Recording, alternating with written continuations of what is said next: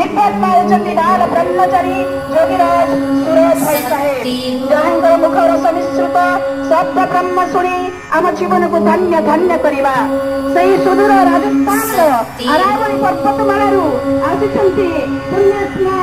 ସୁରଜ ଭାଇ ସାହେବ ଯାହାଙ୍କ ସହିତ ଦିବ୍ୟାତ୍ମା ହୃଦୟ ପରିଚୟ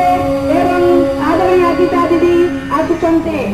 ନବରଙ୍ଗପୁର ସବଜୋନ୍ ଇନଚାର୍ଜ ସୁରଜ ଦିଦିଙ୍କ ଗହଣରେ ଆମେମାନେ ତାଙ୍କ ରାଜଖରିଆର ଆଶ୍ରମର ବ୍ରହ୍ମାକୁମାରୀ ଆୟୋଜନରେ ଏହି କାର୍ଯ୍ୟକ୍ରମ ଅନୁଷ୍ଠିତ ହେଉଛି